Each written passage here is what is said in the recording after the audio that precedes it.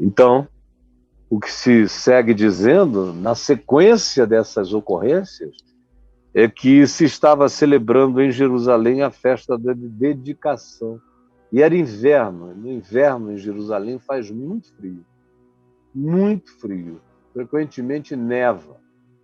E aqui não se diz qual era a condição do frio, mas se faz questão de afirmar-se que se tratava do inverno.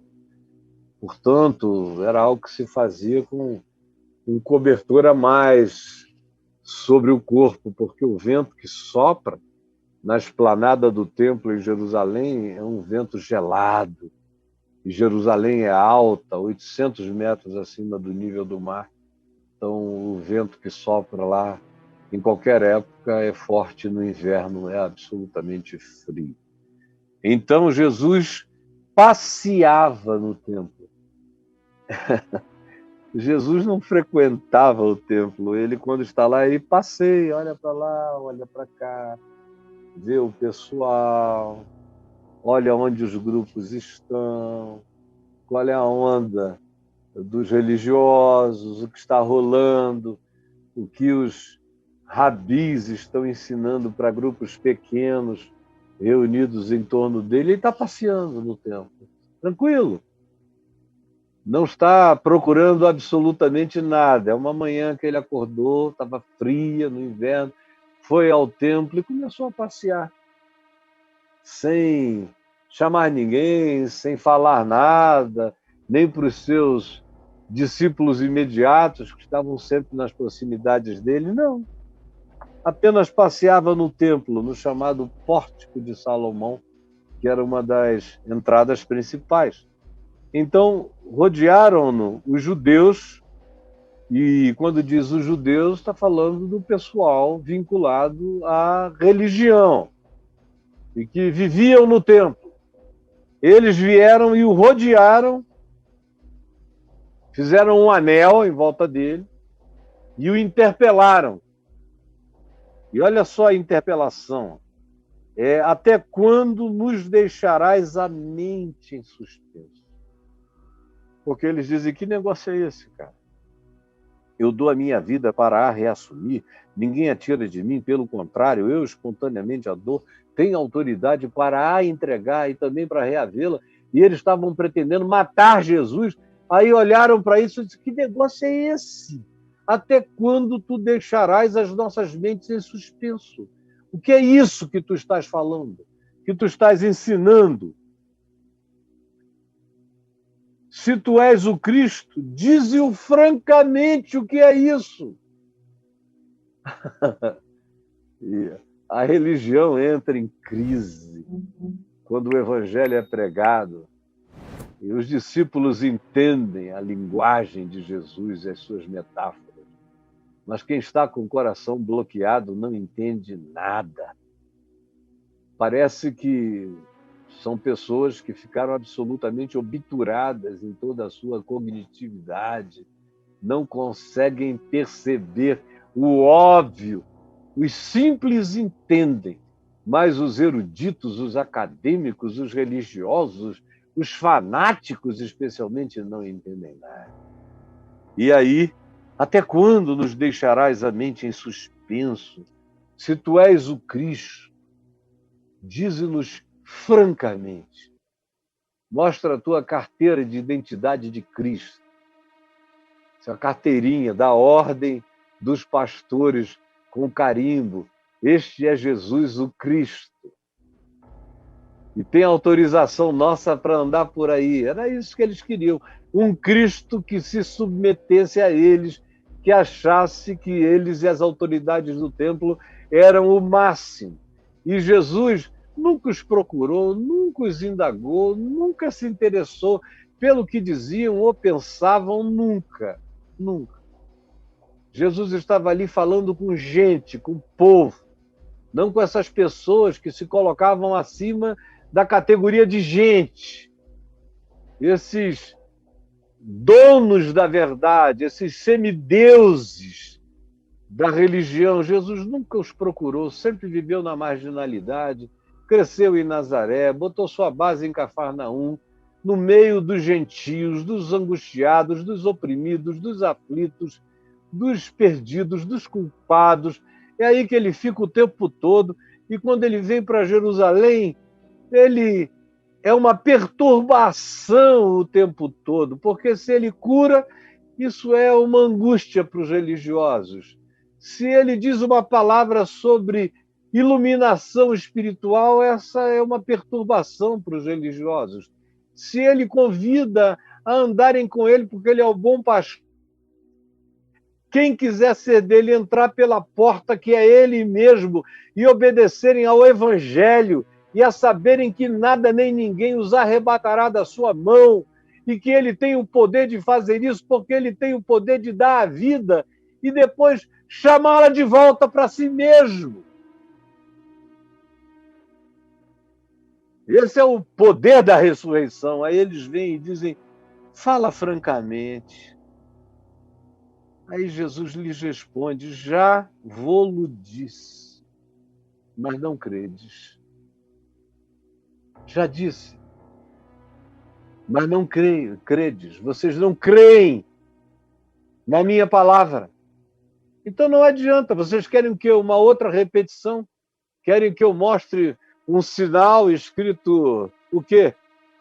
Filho de Yahvé embaixo da minha axila esquerda? O que vocês querem? Eu já disse francamente quem eu sou e como é a minha relação com as minhas ovelhas e como é o evangelho que eu trouxe, que eu trago, como é a minha boa nova. Como ele mesmo disse, eu ainda tenho outras ovelhas que não são desse aprisco. São ovelhas espalhadas pelo mundo. E a mim me convém conduzi-las, e elas também, que não são daqui desse mundo judaico, são de todas as nações da terra, ouvirão a minha voz e muitas delas me seguirão. Eles estão perturbados. E Jesus disse, eu já disse a vocês tudo que vocês precisavam saber, mas vocês não creem. Porque vocês estão bloqueados. As obras que eu faço em nome do meu Pai testificam a meu respeito. A gente fica sabendo se a palavra é verdadeira ou não é verdadeira, se o mensageiro aguarda, e se o mensageiro a usufrui, se ele é um dos beneficiários da boa nova que ele anuncia aos outros, se ele é o primeiro beneficiário, se ele carrega a coerência do que ele diz. São as minhas obras, que Jesus diz, que dão testemunho de mim. Assim como na vida do discípulo, são as obras de obediência ao Evangelho e de experiência no Evangelho que dão testemunho dele. Ele continua e diz, mas vós não credes, porque não sois das minhas ovelhas. Essa é uma coisa que precisa ser dita com toda clareza. Aqui mesmo no capítulo 8, Jesus disse, vocês não me entendem porque vocês não compreendem a minha linguagem. Ele disse que tem um nível de percepção cognitiva que só tem aqueles que são suas ovelhas. Os que não são suas ovelhas, os que não deram esse passo de entrega, não entendem nada, não compreendem. E não é uma questão de não serem inteligentes ou não terem cultura. É que o Evangelho, como Paulo diz, se discerne espiritualmente. O Evangelho se discerne espiritualmente. Não é segundo a carne, nem segundo a cerebração. Porque a palavra de Deus, o Evangelho de Deus, é loucura para os que se perdem. Ele é escândalo para os judeus e é loucura para os gregos ciosos da sua cultura filosófica ou acadêmica. Não entendem, não discernem, porque só se discerne espiritualmente. E uma vez que você tenha se entregado como ovelha, entrado pela porta e seguido só ouvindo a voz dele, seguindo apenas a ele, Vós não me credes porque não sois meus, não sois das minhas ovelhas. As minhas ovelhas ouvem a minha voz, a minha palavra, elas ouvem. Ouvem no sentido não de que escutam, mas no sentido de que obedecem. Elas andam na trilha, elas seguem comigo, elas têm prazer, elas discernem, têm prazer na entrega obediente. Essas são as minhas ovelhas. Mas vocês não podem entender, porque para entender é preciso se entregar e seguir. As minhas ovelhas ouvem a minha voz, e eu as conheço, e elas me seguem, e eu lhes dou a vida eterna. Quem faz parte desse rebanho pode viver com a segurança absoluta de que recebeu a vida eterna. Quem faz parte desse rebanho pode viver com a segurança absoluta de que recebeu a vida eterna. Eu lhes dou a vida eterna. E quem é ovelha tem certeza que recebeu. Quem é ovelha pratica essa palavra de dimensão eterna, plantada no coração. Quem ouve essa palavra e segue carregado de vida eterna. Segue vida eterna, segue sem medo. Porque está, como eu disse ontem à noite lá no curso sobre o medo, segue sem medo porque existe uma dimensão, um centro de eternidade, um centro de pacificação absoluta no coração. Isso acontece, diz ele, com as minhas ovelhas, eu lhes dou a vida eterna, jamais perecerão e ninguém as arrebatará da minha mão, jamais perecerão eternamente. As minhas ovelhas jamais experimentarão perdição eterna. As minhas ovelhas jamais experimentarão perdição, muito menos eterna. Jamais. E ninguém as arrebatará da minha mão. Cara, quando você crê nisso, é uma segurança brutal, né? Pode vir o diabo. E aí, quando o diabo vê que você crê mesmo, ele não vem, né? Ele para de vir. Ele para de falar, ele não tem mais assunto com você. Vai ficando cada vez mais sem assunto. No máximo, ele fica procurando ocasião própria. Mas eu tenho que abrir portas para ele identificar as ocasiões próprias. Do contrário, nem ele vem mais. Ele diz, bom, perdi essa parada. Porque ele sabe que quando você de fato confia e se entrega e não duvida e não fica procurando outras vozes, nunca mais nada vai arrebatar você dessa mão que diz, essa ovelha é minha. E aí quem é que ousará me tirar dessas mãos? Como Paulo disse, quem é que nos separará do amor de Cristo? As minhas ovelhas, ninguém as arrebatará da minha mão.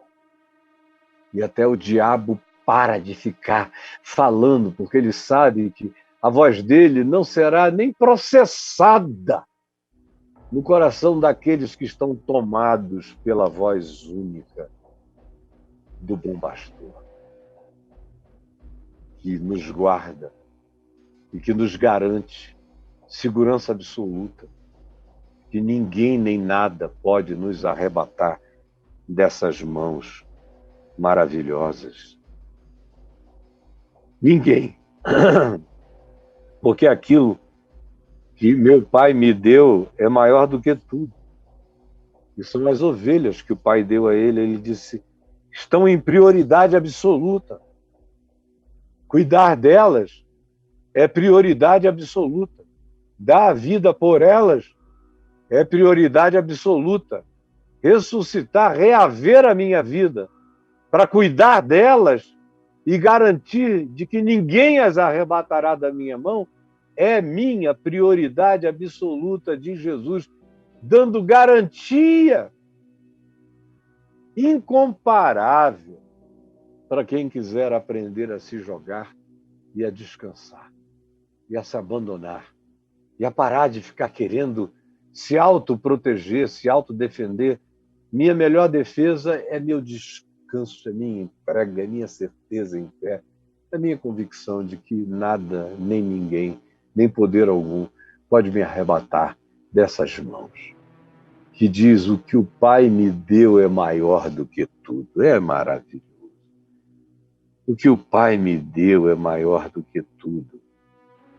E da mão do Pai ninguém pode arrebatar nada, de modo que ele equivaleu a mão dele, o cuidado dele pelas ovelhas, ao mesmo poder que o Pai tem de guardar aquilo que é dele e que ninguém arrebata.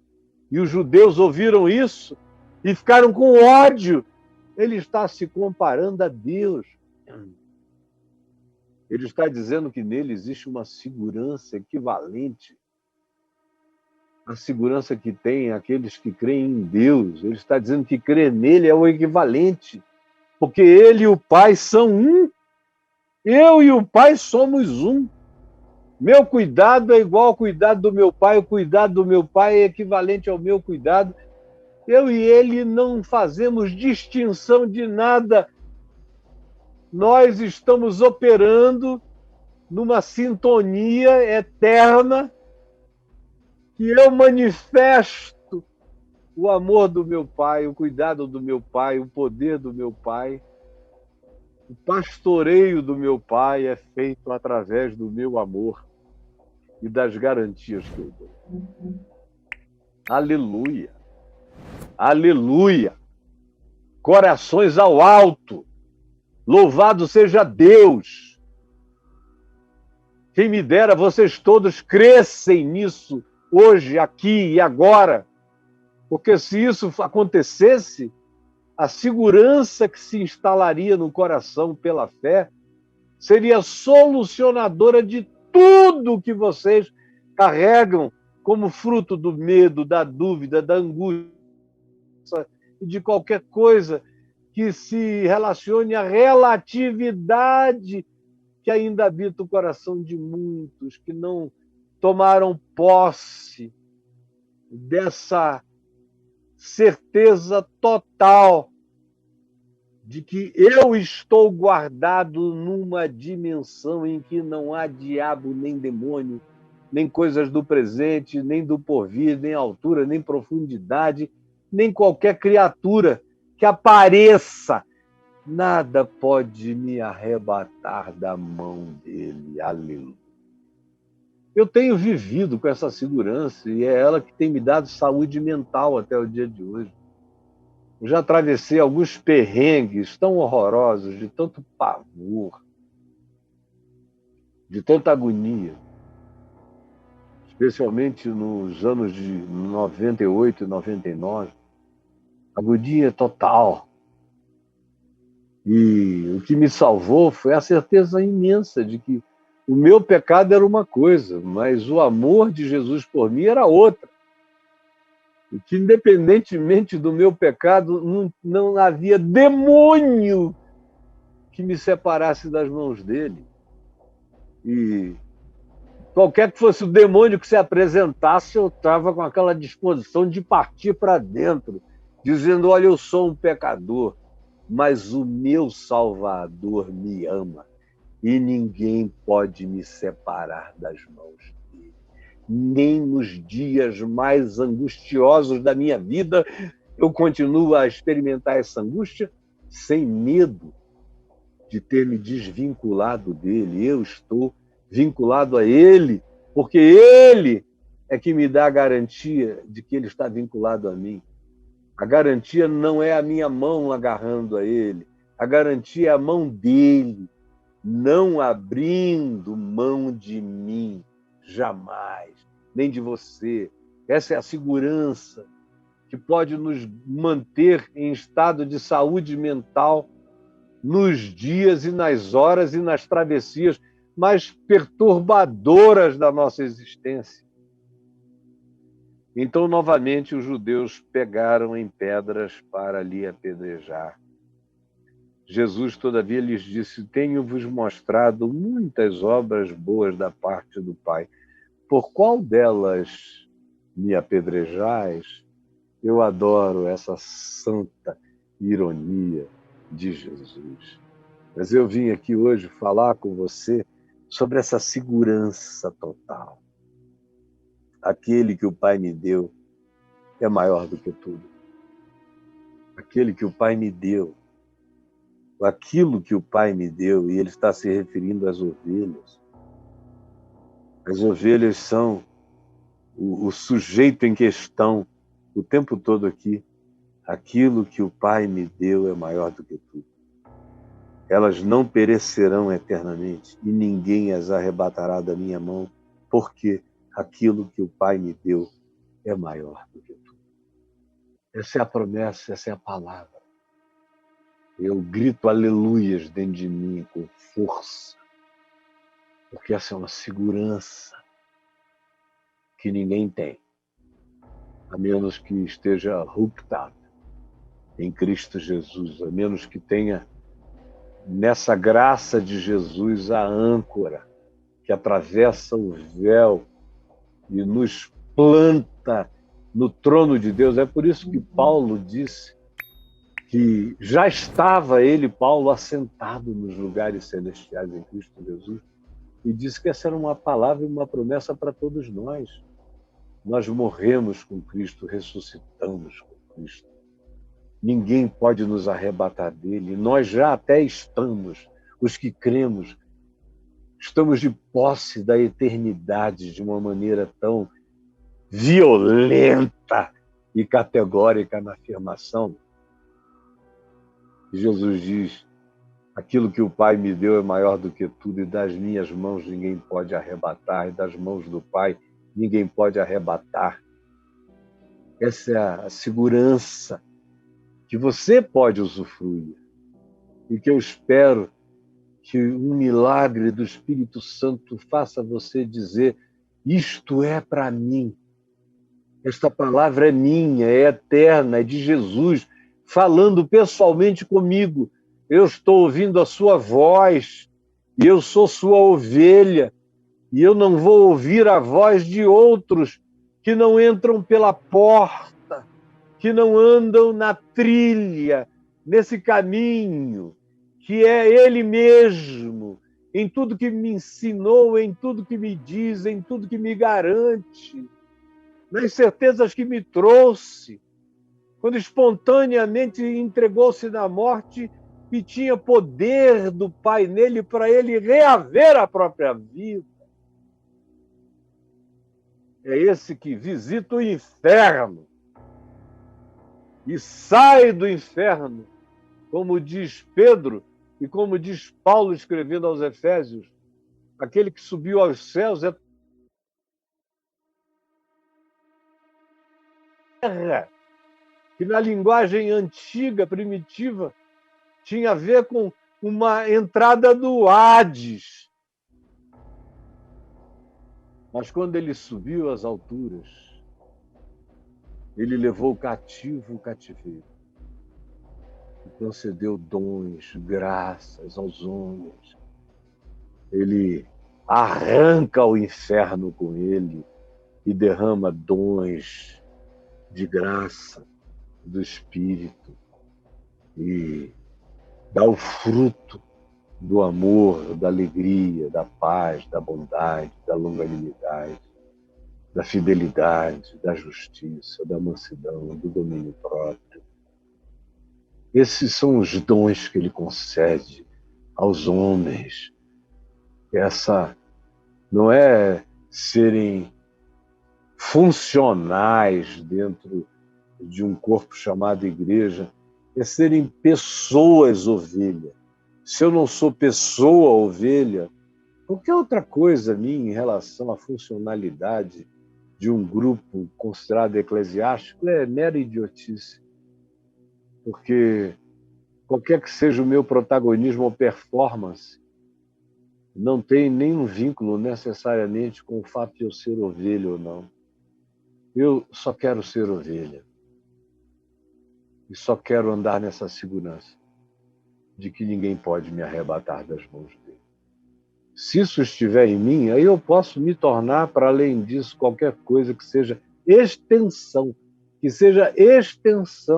dessa confiança, dessa certeza, dessa alegria. E que tu, Jesus, plantes essa palavra no coração de quem a acolheu com fé, porque seja a tua ovelha. É o que eu te imploro. Em teu nome, Jesus. Amém e amém.